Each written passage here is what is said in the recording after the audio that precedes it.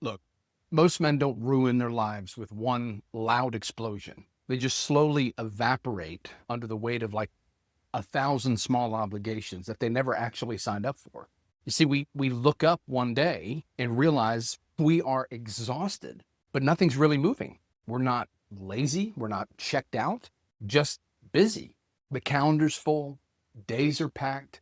Weeks are disappearing like socks in a drawer. And somehow, quietly, everything still looks about the same. That's the part worth noticing.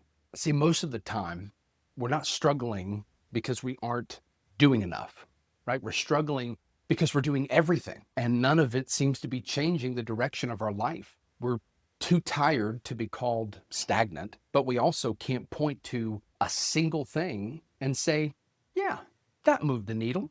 So what do? We land on the most comfortable sentence that there is. I guess this is just how life is right now, which sounds reasonable, right? And it's very comfortable. But here's the strange thing. Busy is one of the safest places that a man can hide. I've been there. It looks like progress.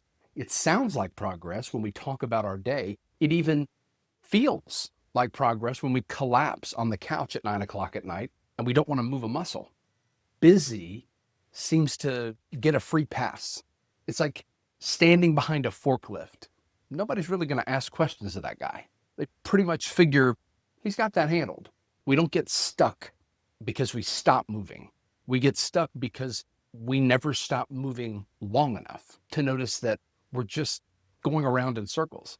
We have the same obligations. We're having the same conversations.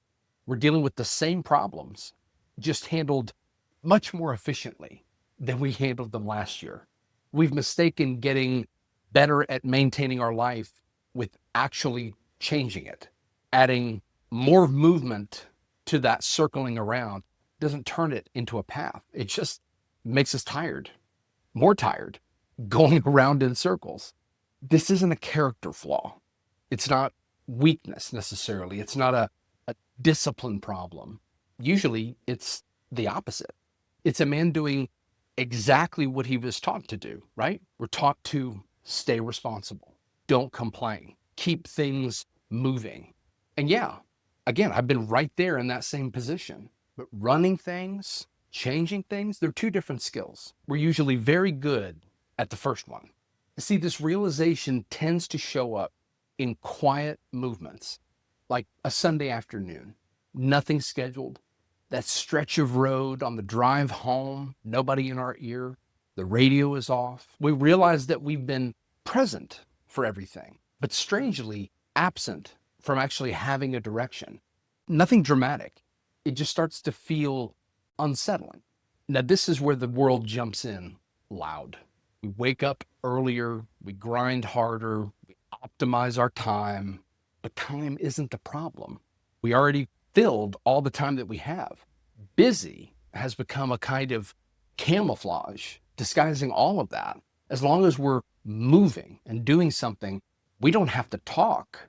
We don't have to ask the heavier questions, like what hasn't changed in years? Where does this place actually land us? Where does this pace that we're moving at actually land us eventually? What are we even aiming at in life anymore? Busy answers those questions by never letting us finish the sentence. So if we're worn out right now and nothing's really changing, that's not a motivation problem. That's not a grit problem.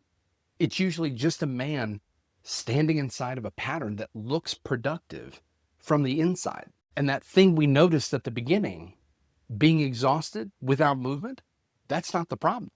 That's the signal. Once we see it, things don't get louder. They don't get frantic. They just get clearer.